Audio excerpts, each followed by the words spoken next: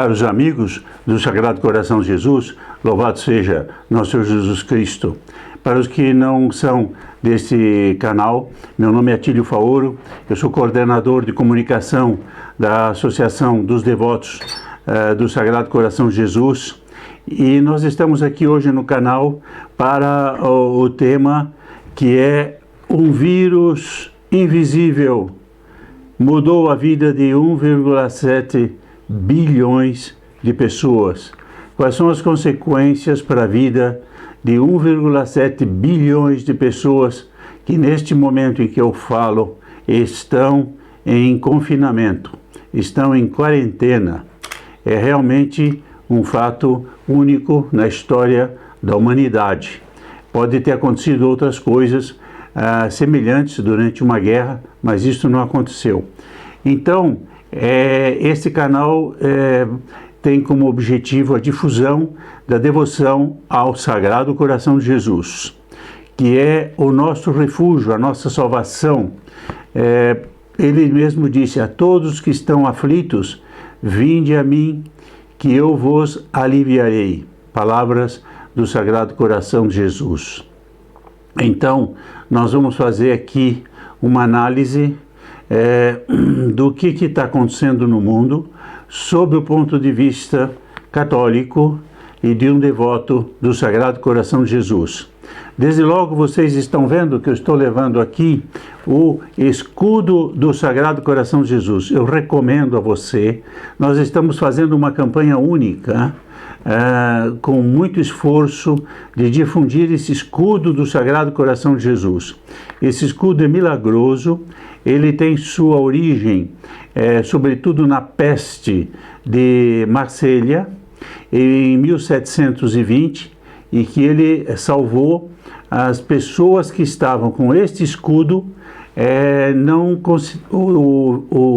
A peste da época não atacava. Então, você pode pedir agora mesmo pelo 0800 608 6247 o seu escudo, e você também pode, ao mesmo tempo, colocar o seu nome na Missa dos Devotos do Sagrado Coração de Jesus.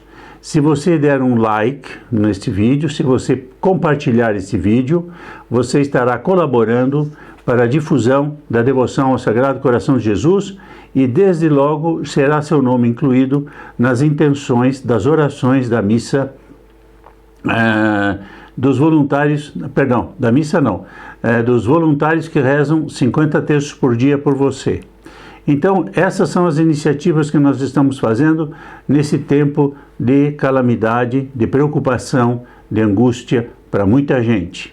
Vamos analisar um pouco o que aconteceu, o que está acontecendo. Está havendo uma luta muito grande entre anjos e demônios, entre Deus e o demônio, e é o que eu vou falar também. Mas, uma coisa, essa é a primeira consideração, todo mundo está se dando conta da fragilidade do mundo moderno. Quer dizer, o mundo que foi construído como se fosse um mundo estável, impossível de cair, um pequeno vírus que é tão pequeno que só se vê em microscópio, pôs o mundo moderno e o orgulho do homem moderno, que é esse mundo, de joelhos. Isso nos faz ver bem a fragilidade do mundo moderno. Lojas fechadas, voos cancelados, movimento esportivo desapareceu, os bancos, as bolsas fechando, a economia caindo, tudo por causa de um vírus. Realmente mostra quanto é frágil a vida moderna, a vida como ela foi construída hoje. Se fosse em outros tempos, onde não havia essa globalização, certamente não teria acontecido. Então nós temos hoje esse fato incrível. 1,7 bilhões de pessoas estão em quarentena por causa de um vírus invisível. Quer dizer, Deus permite essas coisas, e eu vou depois mostrar também que os dirigentes que temos não digo o nosso concreto, o nosso dirigente, estou falando dos dirigentes do mundo inteiro, não estão propriamente fazendo tudo isso sem uma segunda intenção. Mas vamos deixar isso mais para frente. A primeira, então, consideração é que nós devemos pensar como este mundo é frágil. Mas não adianta a gente só pensar assim, num primeiro momento. Nós temos que pensar também na morte.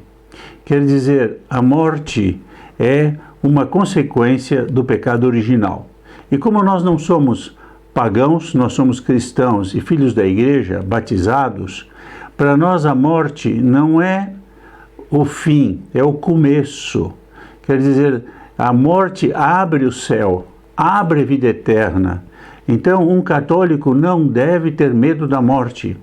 Eu estou dizendo isso porque eu fiquei emocionado com a notícia que chegou hoje de um amigo meu da Itália que me mandou, de um sacerdote da região de Bérgamo, que estava na UTI, ele tem 72 anos, com coronavírus, e eu vou pôr aqui a fotografia dele para vocês verem.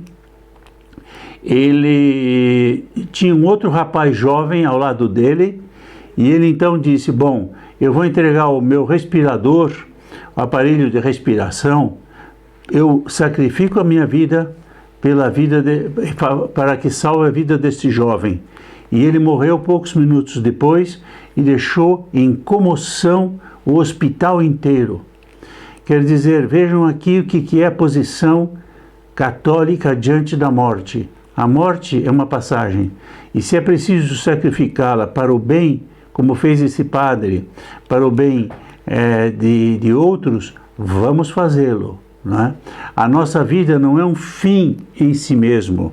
Nós não devemos fazer desta vida o fim último, não é?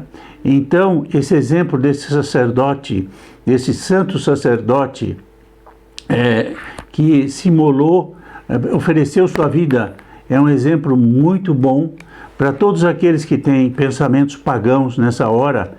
E primeiro, não se lembram de Deus, tem medo da morte como um pagão. A morte vai nos tomar a todos. A morte faz parte de São Paulo, diz a Igreja, inúmeros documentos, números na Sagrada Escritura. A morte é um efeito do pecado original, é um efeito de Adão. Nós pecamos com Adão. Não no sentido, o pecado original não é no sentido de que nós tivemos um pecado pessoal, mas nós tivemos um pecado nas consequências do nosso pai. O nosso pai, que foi Adão, dispersou os bens que Deus tinha dado para ele, que era a graça, e pecou. Pecando, desobedeceu a Deus, ou desobedeceu a Deus e pecou, e com isso trouxe as consequências para todos os filhos dele, como um pai que é muito rico e dispersou a fortuna, perdeu a fortuna e deixou os filhos na miséria. Os filhos têm culpa? Responsabilidade pessoal? Não, mas eles sofrem as consequências. Eles estão na miséria, porque o pai deles foi imprevidente e caiu na tentação e fez maus negócios e perdeu toda a fortuna. Assim também com o nosso pai Adão.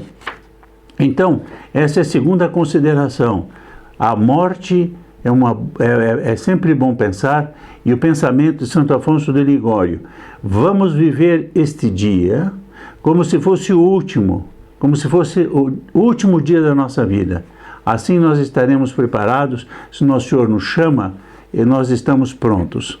Outra coisa a terceira consideração que se nota é que a tragédia não é só a morte. Às vezes a pessoa pode não morrer, mas a tragédia, o pânico, a preocupação que entrou no mundo, mostrou que a morte, a tragédia, a dor, fazem parte da existência humana. E nós estávamos num mundo em que nós achávamos que podíamos escapar da morte, escapar da dor, escapar de todo o sofrimento, e tínhamos, portanto, uma vida de pagão. E isso foi uma lição que Deus nos dá junto com a fragilidade, junto com a morte, a ideia da tragédia. A tragédia pode fazer parte da vida humana e faz parte, muitas vezes, da vida humana. Nós devemos sempre pensar na tragédia e nos preparar para isso. Não sermos como as virgens loucas que não estavam preparadas para essa hipótese, não é? Então, eu queria fazer um reparo de tudo que eu estou dizendo. Existem os governos que estão fazendo uma campanha extraordinária para salvar vidas. Ninguém está pondo em dúvida que é preciso fazer. Não estou de acordo que façam uma medida tão grave que mate toda a liberdade, a economia do mundo. É uma outra questão. Mas eu vejo uma coisa muito contraditória e quero chamar a atenção de vocês. Veja, o coronavírus está matando muita gente. Os números que eu tenho são de 20, 30, 50 mil. Vamos dizer que isso chega a 100 mil. Você sabe quantas mortes há por ano de aborto? 45 milhões. Por que esses mesmos governantes que se põem defensores da vida não defendem as crianças que estão por nascer? Inclusive, pelo contrário, tem políticos que estão querendo garantir o aborto, como acontece em Nova Zelândia, garantir o aborto durante o confinamento, durante a quarentena.